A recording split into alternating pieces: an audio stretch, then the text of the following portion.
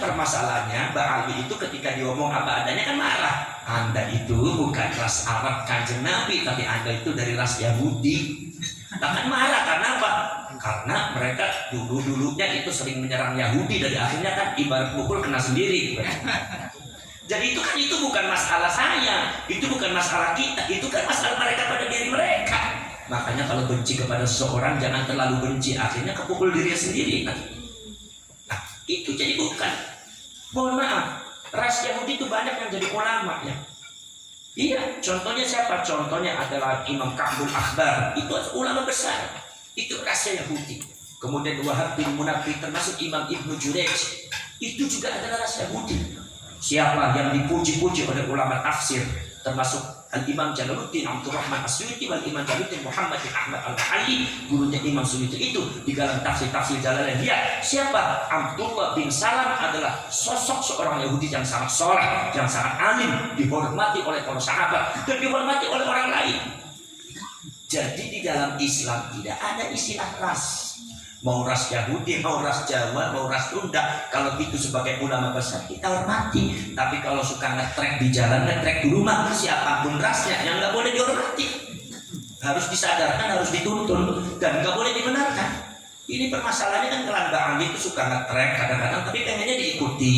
Suka ngetrek tapi menjamin orang masuk surga. Siapa yang ikut sama saya berarti pasti masuk surga.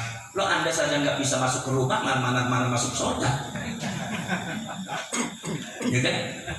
Ada orang begini. Makanya saya pernah bicara sama oknum Mbak Andi. Itu karena bicara sama kiai saya tegur waktu Mbak Andi. Saya bilang ente bicara begitu. Dia bilang enggak bisa bicara. Dia kalau panggil saya Habib karena hidungnya sama-sama panjang. Keuntungan saya di situ sama-sama panjang. Jadi kalau tarung hidung kan saya berani itu. Kalau sampai yang pesat-pesat kan nggak berani tarung hidung gitu kan. Saya bilang ente bicara begitu kata siapa? Ya, kalau Habib bakal masuk surga, pasti akan dijamin masuk surga. Surga yang mana ente? Ente minta uang aja sama kiai mau surga. Kalau surga itu walaupun masa atum, apa yang ente minta itu pasti ada di surga tuh. Kenapa ente minta uang sama kiai? Minta aja di surga ente. Oh, dua surga enggak ada surga menyuruh nyotoran uang. Surga nopo itu surga kerek berarti. Gitu. Jadi sekarang gini gitu. Jadi kita ini bicara nggak usah terlalu tinggi, bicara apa yang ada di sekitar kita saja. Bahwa itu doktrin yang tidak bagus. Contoh begini ya, itu adalah bagian ma'ruf Habib. Nomor selanjutnya, contohnya lagi ada seorang oknum Habib yang muda. Dia baca Quran nggak lempeng, baca kitab dari kiri ke kanan, persis sama seperti tanda tangannya. Makanya kalau saya menunjukkan santri, karena saya mondok di pesantren, jadi saya kalau tanda tangan dari kanan ke kiri. Saya bilang ini tanda tangan syar'i itu namanya nih. Kalau yang tanda tangan kiri ke kanan beri tanda tangan bid'ah. Saudara sekalian, itu ada sampai berani mengatakan bahwasanya kiai, dan saya yakin yang ditujukan adalah kiai NU. Panggilnya nyuwun sewu, pulang buatan peta, tapi harus saya bicarakan. Anjing, babi, curut, itu di depan jamaahnya semua. Sekarang saya tanya, layakkah itu bagi anak muda yang berbicara seperti itu kepada kiai? Sekarang saya tanya, apa itu tidak akan merusak generasi muda kita? Apakah akan kita biarkan seperti itu nanti bangsa kita rusak? Apa yang kata-kata Kiai Mukhbir tadi, bangsa Indonesia bisa perang. Iya, kalau barang yang ada di depan, bangsa kita bisa perang antara umat Islam. Kenapa? Karena didikannya seperti itu. Bagaimana kita punya NU, tapi bagaimana oknum-oknum habaib sebelum terjadi isu-isu masalah nasab dan masalah pembelokan dibuka oleh Allah Subhanahu Wa Taala, mereka sangat berlawanan dengan NU. Mereka ngajari pengikut-pengikutnya, para pemuhibbinnya tidak lagi menghormati Kiai NU. Tidak boleh menghormati Kiai NU. Kiai NU sudah jadi mainan. Buya Said Akil ketika itu masih menjabat sebagai PBNU, semua oknum Habib kalau manggil Buya Habib, Buya Said, apa Buya Said Akil, dipanggilnya cuma namanya saja Said Akil. Kadang-kadang cuma si Said. Gus Yakut si Yakut, sampai Ki Ma'ruf si Ma'ruf. Akhirnya Muhyiddin yang undangnya si Said semua. Dianggap Said itu adalah agen Yahudi. Allah Maha Besar, ternyata mereka lah yang Yahudi. Si Said itu adalah begitu. Abdul Gus Dur juga Gus Dur. Sampai saya itu sempat sakit hati ketika Mbak Yeni tampil itu, ada yang berteriak dan anaknya orang buta. Saya sakit hati sekali, Ustaz. Saya sempat nggak bisa tidur. Kenapa? Ini kayak NU dibenci. Kalian orang NU itu sebetulnya ada di garda depan. Karena ini yang dihancurkan adalah kekuatan NU. Juga mereka kan pinter. Yang satu ada di luar NU, yang satu ada di dalam NU. Ketika di luar NU rungkat, maka yang di dalam NU dibela orang NU. Nah itu kalian yang bela. Ini kan seperti itu. Cara ngumpetnya kan seperti itu. Jadi akhirnya mereka tidak habis semuanya kekuatan. Sekali lagi, ketika ada penyerangan dan kehancuran, maka akan bisa disusun lagi. Nah ini yang jadi bahaya. Sudah kalian. Kayak NU. Yang NU bagaimana di framing yang namanya Kang Said Agil sangat dibenci sekali. Orang itu Muhyiddinnya mereka itu kalau melihat Kang Said Agil itu sudah jijik, seperti hanya melihat kotoran dan najis. Siapa yang memframing mereka? Menurut saya tanya, seperti itu dianggap ekstrim atau tidak? Kenapa Anda sebagai orang NU mengatakan mereka tidak dianggap ekstrim, tetapi kita membela, kita yang membela NU dengan cara melawan doktrin mereka? Kok kalian menganggap kita ekstrim dari mana? Apa kita nunggu hancur seperti Palestina dulu? Ya nanti akan maju, nanti kita akan justru adanya gerakan pelurusan sejarah ini, habaib ini gerakannya itu kita tahan, doktrinnya kita lawan dalam rangka supaya Indonesia jangan terpecah belah, supaya Indonesia itu jangan hancur seperti Palestina.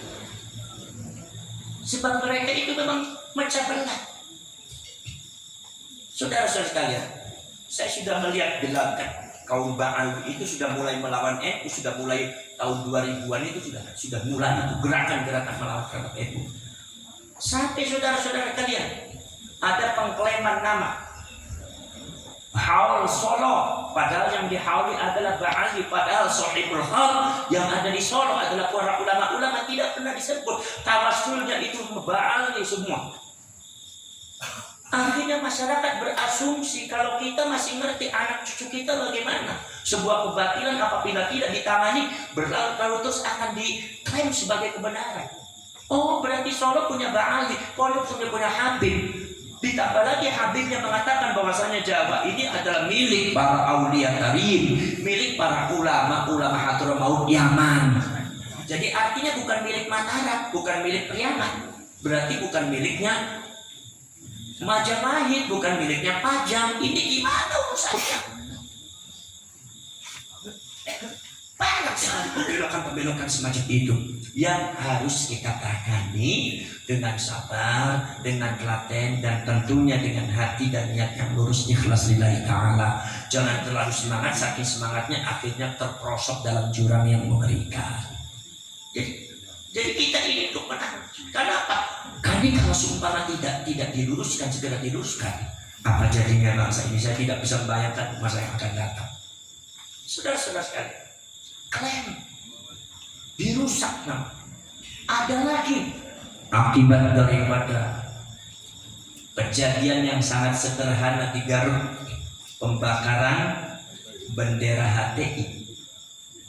Padahal itu bendera HTI tapi di-framing oleh para Ba'ali dan lainnya itu adalah bendera kalimatut tauhid. Mereka ngebloknya sama dengan orang Wahabi. Bukankah mereka orang ahlu sunnah suka sholawatan sama dengan NU? Kenapa mereka ngeblok harokahnya ke sana?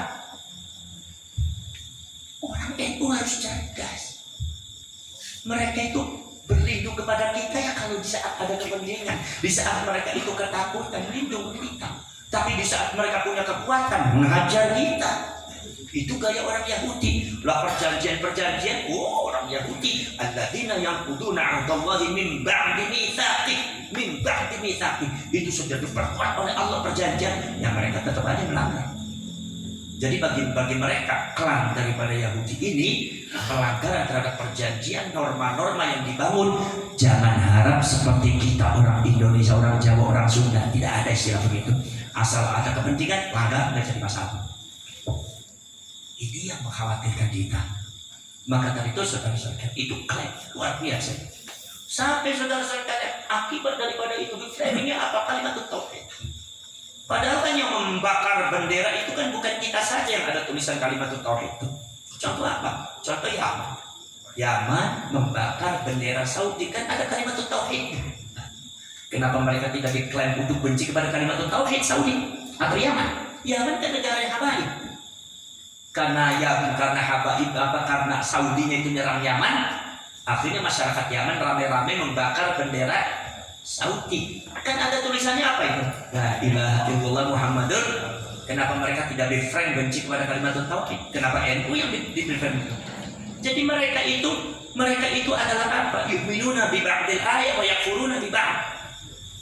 Mereka itu menggunakan ayat untuk ini, tapi ayat Al-Quran yang lain tidak digunakan. Jadi mengutak-utik ayat Al-Quran dari ayatnya Allah sejak zaman dulu, zamannya Taurat dan Injil itu apa? Bima tahwa anfusuhum, dengan sesuatu yang mereka senang, mereka hawa nafsunya contohnya mana, maka digunakan. Yang tidak pas ya dibuang ayat Al-Quran. Ayat-ayat Allah semacam Taurat, Injil, kalau nggak suka ya nggak dipakai, kalau suka dipakai. Makanya kan kata Allah Subhanahu wa taala mengatakan, kata Allah Subhanahu wa taala, am yaqtuluna nabiyina, kemudian apa namanya? Apakah kalian itu membunuh para nabi para rasul? Ketika para nabi para rasul itu apa namanya? Menurunkan satu hak bima la tahwa anfusukum, dengan satu hak yang tidak sesuai dengan keinginan kalian. Jadi ini ciri khasnya orang Yahudi. Maka ayat Al-Quran yang ini dipakai, yang ini tidak dipakai. Lah kalau urusannya dengan NU tidak ada ukhuwah Islamiyah. Tapi kalau orang NU-nya ke sana itu memukul mundur, urusannya orang NU ukhuwah Islamiyah. Kalau mereka sampai mencaci maki ulama, mencaci maki kiai, dianggapnya halal, jihad fisabilillah, urusan ukhuwah Islamnya mana? Urusan adabnya mana? Kalau Anda bicara adab, kami orang Indonesia lebih mengerti adab daripada Anda. Kan seperti itu. Tidak ada ceritanya orang NU yang nggak ngerti adab, akhlak itu mesti ngerti. Maka tadi inilah framing. Akhirnya apa? Akhirnya ternyata framing mereka sudah sangat kecil. Ini diantaranya adalah kelompoknya Ba'ali. Akhirnya karena harokah politiknya sama, bergabunglah dengan HTI, Hizbut Tahrir, Wahabi. Padahal mereka suka sholawat, sudah tahlil sama dengan kita. Makanya kata Rasulullah mengatakan, awas, hati-hati zaman yang akan datang. Ada orang yang benci kepada kalian, ada orang yang suka mengkafirkan kalian, tapi sholatnya sama dengan sholat kita, puasa dengan kita, sama dengan Ba'al itu, tahlilannya sama dengan kita, sholawatnya sama dengan kita, tapi harokahnya beda. Yang paling keji apa? Memframing masyarakat Indonesia bahwa Banser itu di dalamnya sudah ada PKI-nya, bahwa NU sudah PKI. Ini sangat jahat sekali menurut saya. Saya yakin ini baru kekuatan mereka 10%. Bisa Anda bayangkan kalau kekuatan mereka dominan bisa 50% atau 80%, bagaimana mereka akan mencundangi Nahdlatul Ulama? Saya menurut pendapat saya, mana yang ekstrim? Maka saya bicara kepada hati panjenengan, ini apa dibiarkan, apa kita tangani? Lawan. Dibiarkan apa kita tangani? Dibiarkan apa kita urusi? Ya. Mundur atau lawan? Kalau tidak dilawan, siapa yang mau membela negara kita? Siapa yang mau membela NU? Siapa yang mau meluruskan sejarah kita? Saudara-saudara, jadi sama sekali kita ini gerakannya adalah melawan kebatilan, bukan ekstrim, bukan. Kita tidak niat berantem siapa-siapapun, tapi kalau diajak berantem, insya Allah kita nyawa pun akan diangkat. Kita tidak niat bermusuhan dengan siapapun, tapi kalau mereka niat menghancurkan Indonesia, maka kita akan ada di garda terdepan untuk mengusir mereka. Ini masalahnya sudah sangat parah sekali. Makanya ini saya menginginkan apresiasi daripada masyarakat berbaliknya. Jangan suka memframing bahwa ini ada, itu kan framingnya Ba'ali, karena mereka tidak mau kehilangan privilege ketika mereka itu disebut sebagai cucunya Rasul Rasulullah. Mereka itu cucunya Rasulullah. Saudara-saudara kalian, kemudian saudara-saudara itu kemudian apalagi sejarah mereka itu memang seperti itu. Ini sejarah itu realita. Jadi bukan masalah benci atau tidak benci, cuma kita kan fasiru fil ard fanzuru kaifa kana aqibatul mukadzibin wa aqibatul mujrimin. Ayo kalian pelajari itu sejarah, berjalan kemana pelajari sejarah. Itu adalah ajaran Allah. Sejarah harus dipelajari karena roh kehidupan itu sejarah. Kita punya patokan dan prinsip adalah dasar pijakannya adalah sejarah.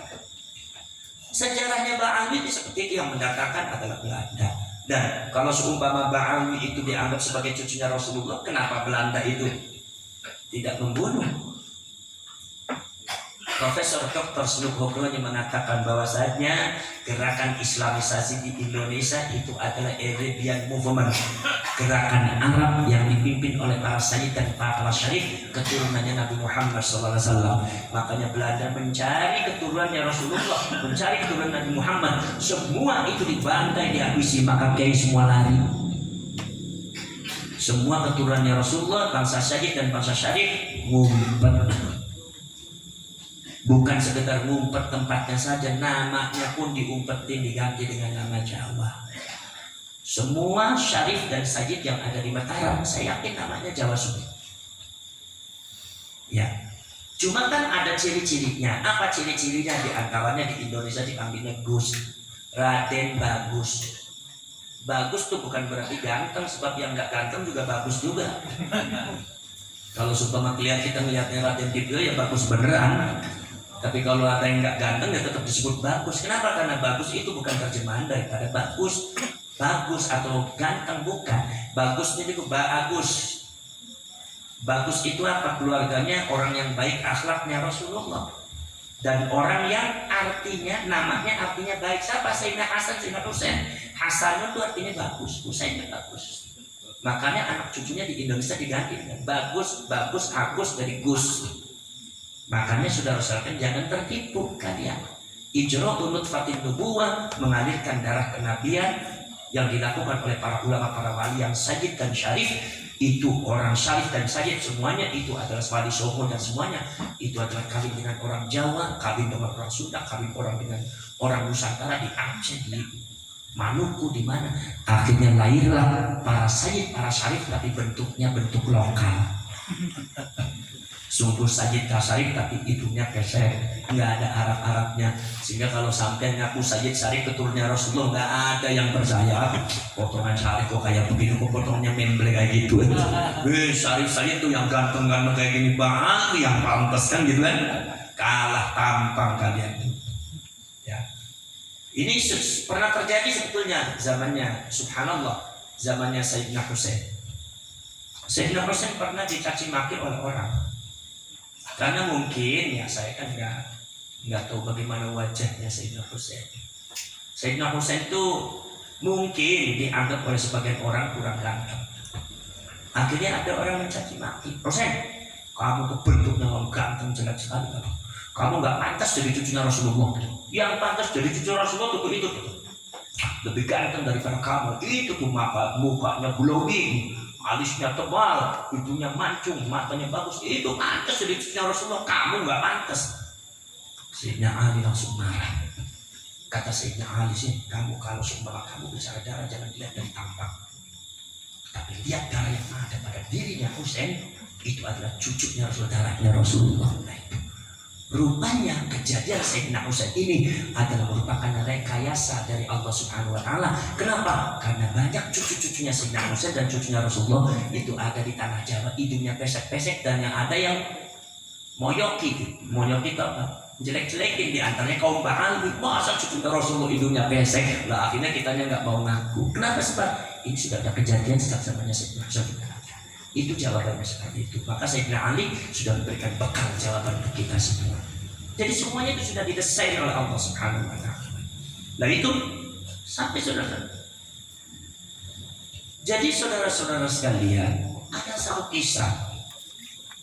Kemarin ada ditemukan beberapa pernyataan sejarahnya salah seorang mursyid tarekat Naqsyabandiyah yaitu Imam Ahmad Khatib bin Abdul Latif Al-Minangkabawi.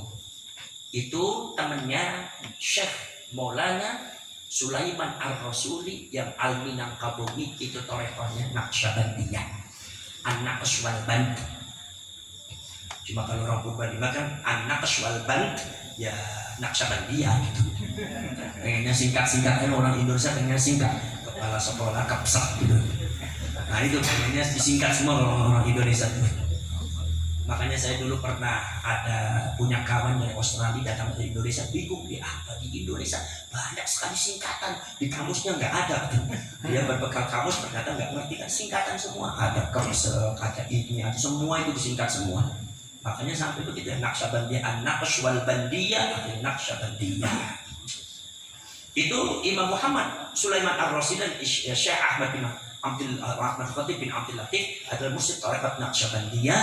Itu seleting dengan Basyir Asy'ari. Beliau belajar bersama kepada Syekh Nawawi Al-Khalidi yang ada di Minangkabau, itu bersama Basyir Asy'ari. Kemudian kata Syekh Nawawi mengatakan, aduh kamu tolakus sanadil alim, ayo kamu belajar sama guru saya yang ada di Mekah, yaitu Imam An-Nabhan Al-Khalidi. Akhirnya Basyir Asy'ari, Imam Ahmad Khatib dengan Imam Muhammad Sulaiman Ar-Rasuli belajar di Mekah mengambil tarekat Khalidiyah, maka akhirnya dicampuran Naqsyabandiyah Khalidiyah.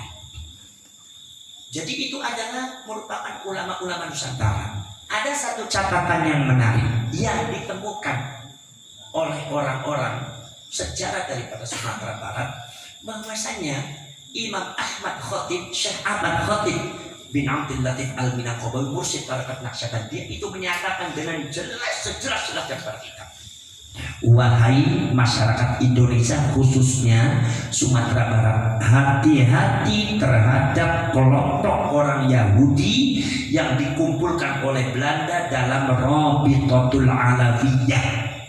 Karena mereka itu adalah tampangnya tampang Arab, tetapi mereka sesungguhnya orang Yahudi yang akan merusak kita semua. Itu Imam Ahmad Khatib jelas menyebut RA Rabitatul Alawiyah. Kalau Anda protes sama Imam Ahmad sama.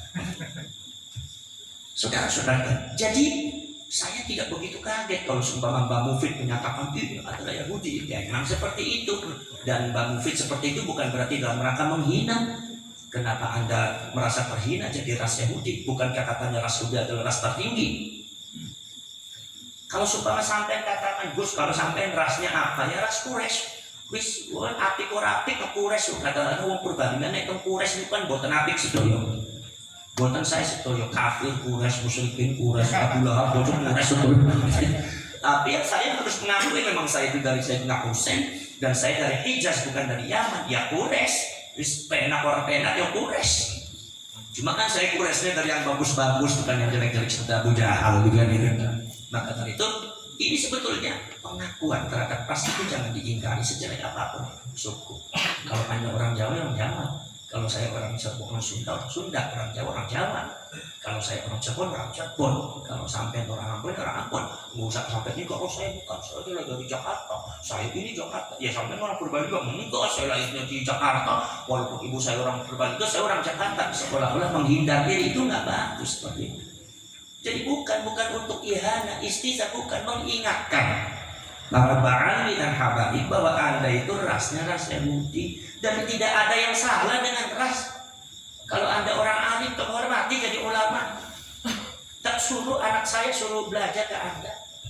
Kenapa? Karena ilmu agama ini dipegang oleh siapa saja tanpa ras. Walau karena abdan habasyian, walaupun seorang Afrika yang kulitnya hitam, kata Rasulullah, ya kamu ilmu dan nasihat. Kita tidak benar membedakan ras, karena Islam itu tidak ada istilah ras ini, ras ini, ras ini. Kan begitu. Jadi la fadla li Arabiyyin wal ajamin illa bittaqwa. Baik Yahudi, Arab, Amerika, Sunda, Jawa, nggak ada keistimewaan depan Allah kecuali ketakwaan. Ini agama kita. Jadi maka dari itu, ya. Jadi mungkin karena Ba'al ini takut kehilangan sesuatu di Indonesia ketika tidak disebut sebagai cucunya Rasulullah, itulah yang mereka serang. Akhirnya sebetulnya mereka yang ekstrim, bukan kita yang ekstrim. Kita bicara ilmu seperti itu. Saudara-saudara sekalian, kemudian kalau sumpama dipaparkan dengan segamblang-gamblangnya itu nanti akan akan terbuka semuanya.